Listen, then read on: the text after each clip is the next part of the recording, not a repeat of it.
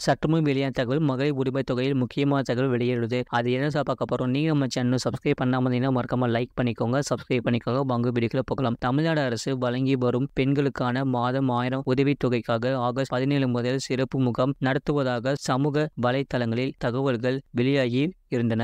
ஆனால் தமிழ்நாடு அரசின் bank check குழு இந்த தகவலை உண்மைக்கு புறமானது, பொய்யானது என மறுத்துள்ளது.